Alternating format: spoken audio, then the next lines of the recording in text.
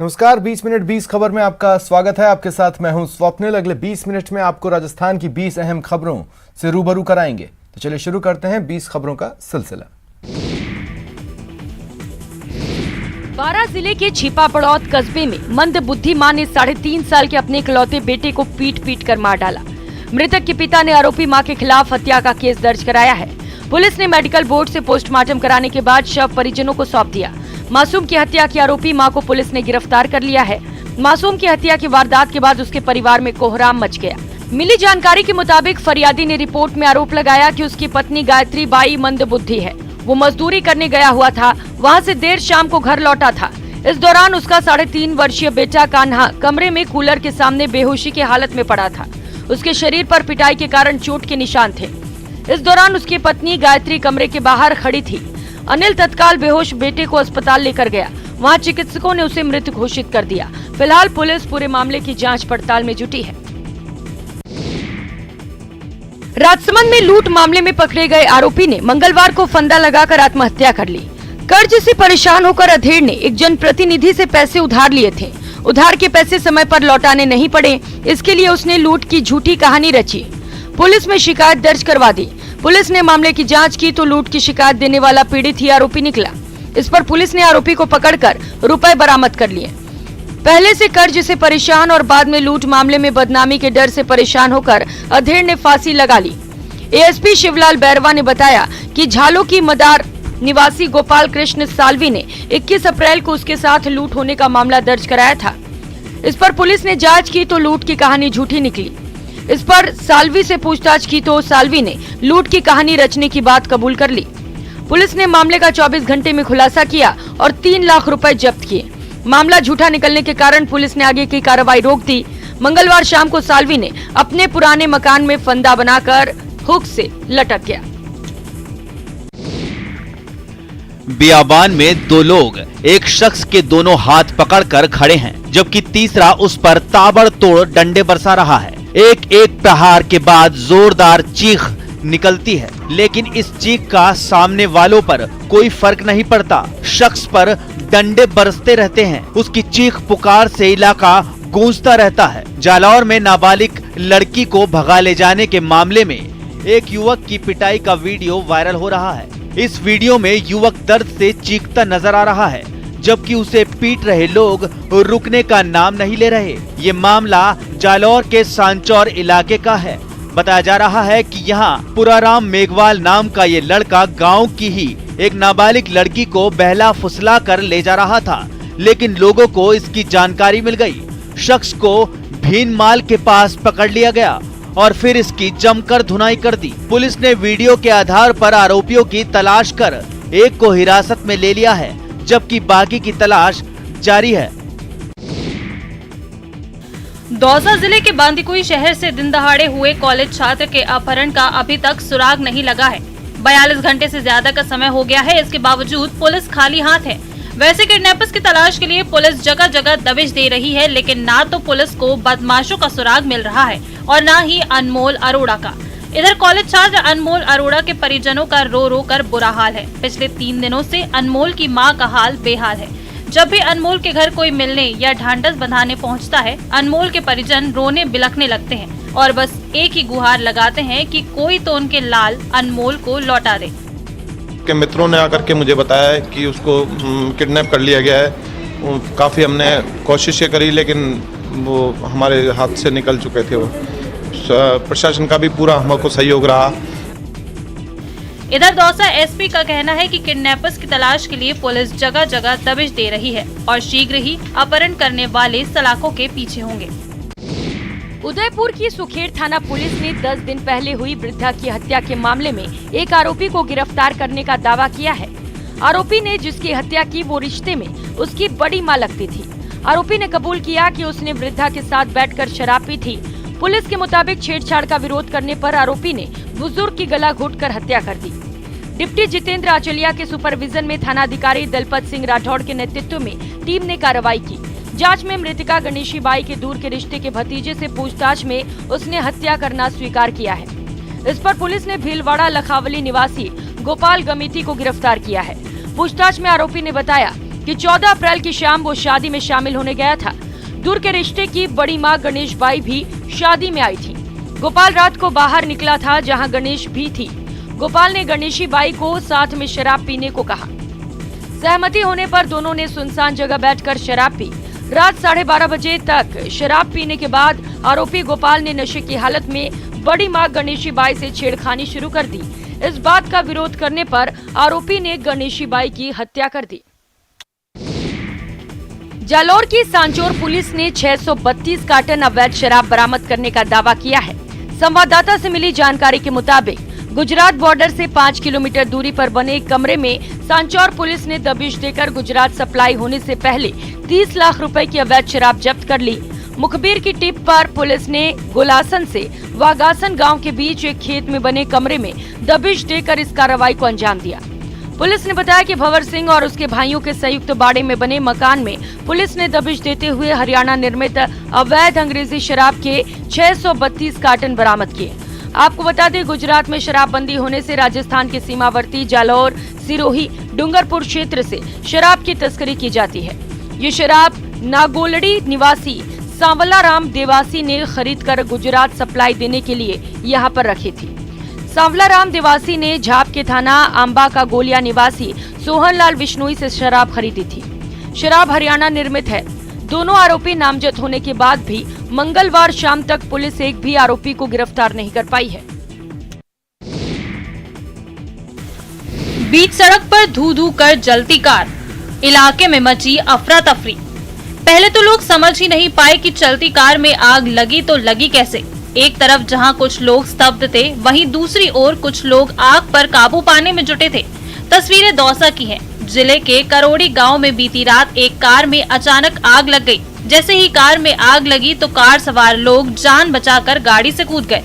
आसपास के लोगों ने कार में लगी आग पर काबू पाने का प्रयास किया, लेकिन तब तक कार का अगला हिस्सा जलकर राख हो चुका था।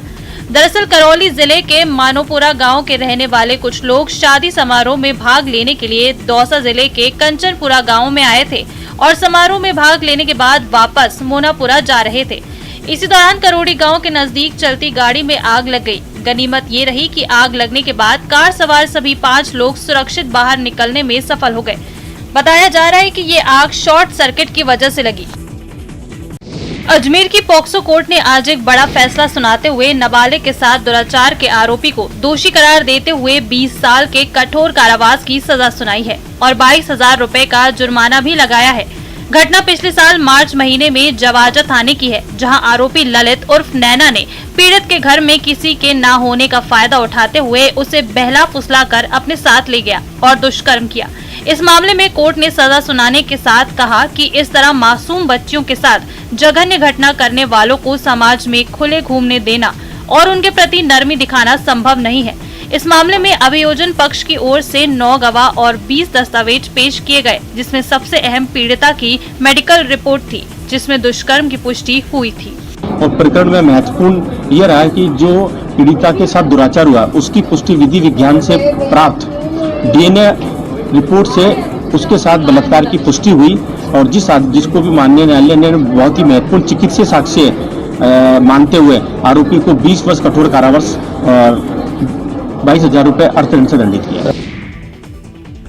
बहुचर्चित हिस्ट्री शीटर देवा गुर्जर हत्याकांड में फरार चल रहे इनामी बदमाश भेरू गुर्जर का 23 दिन बाद भी कोई सुराग नहीं मिल पाया है।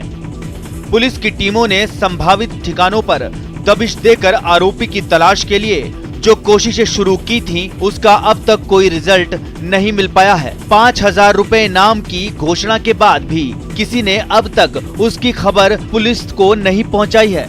आपको बता दें, भेरू गुर्जर की तलाश में एसपी, डीएसपी, 5 सीआई के साथ साथ 125 जवानों की टीमें लगी हुई हैं, लेकिन उन्हें सफलता नहीं मिली है। इस केस में अब तक 24 आरोपियों को अरेस्ट कर जेल भेजा जा चुका है, लेकिन भेरू गुर्जर को पकड़ना पुलिस के लिए चुनौती बनी हुई है। फरार आरोपी भेरू गुर्जर की संपत्ति को कोर्ट में प्रोसेस के चलते कुर्क करने की तैयारी की जा रही है। अगर भेरू गुर्जर और ज्यादा दिन फरार रहा तो उसकी चल और अचल संपत्ति कोर्ट के जरिए कुर्क की जाएगी। इस दिशा में मामले का अनुसंधान कर रही एसआईटी टीम और पुलिस तेजी से काम कर रही है। भेरू गुर्जर की चल और अचल संपत्ति का पता लगाया जा रहा है।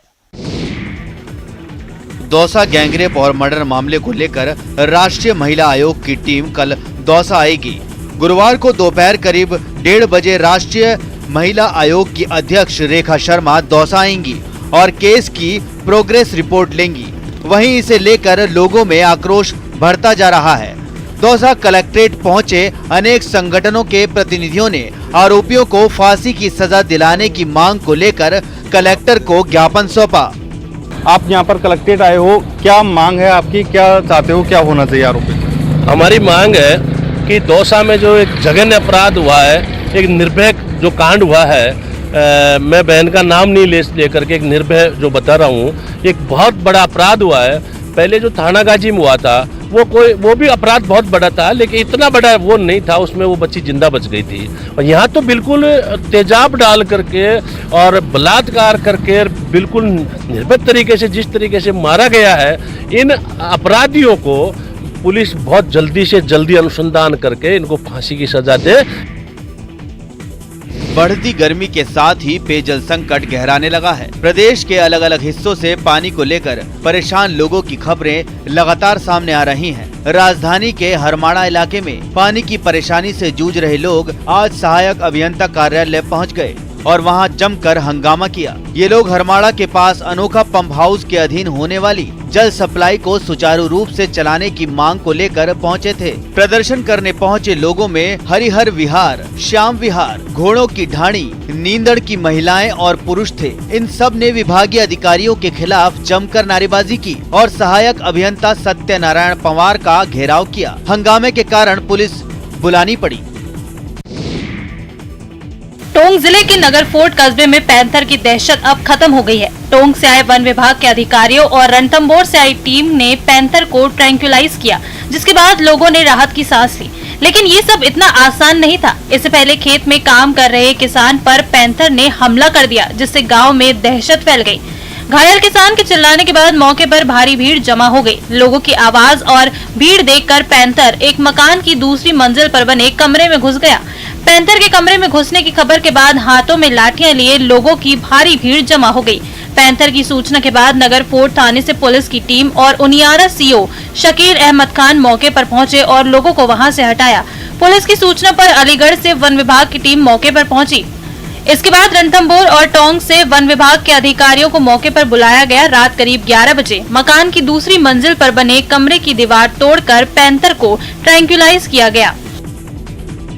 उनियारा रेंज में हमको अराउंड 5:30 को हमको इन्फॉर्मेशन मिला है थ्रू SHO नगर फोर्ट के द्वारा कि यहाँ एक लेपर्ड ने एक आदमी को घायल किया है एंड आबादी के जगह वो रहा हुआ है।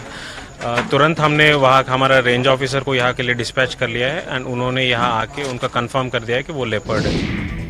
राजस्थान में प्रारंभिक शिक्षा के तहत 5वीं बोर्ड की परीक्षाएं आज से शुरू हुई। कोरोना काल के बाद जोधपुर में परीक्षाओं को लेकर विद्यार्थियों में गजब का उत्साह नजर आया।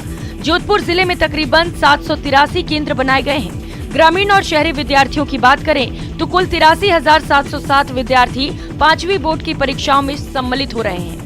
बोर्ड परीक्षाओं को लेकर व्यवस्थाएं सुचारू की गई हैं। प्रारंभिक शिक्षा विभाग की ओर से सरकारी और निजी विद्यालयों में परीक्षा के लिए सेंटर स्थापित किए गए हैं, जहां प्रथम पाली में सवेरे 7 बजे से विद्यार्थियों को परीक्षा के लिए प्रवेश दिया गया है। वहीं 10:30 बजे से 8वीं बोर्ड की परीक्षाओं के विद्यार्थी परीक्षा देंगे।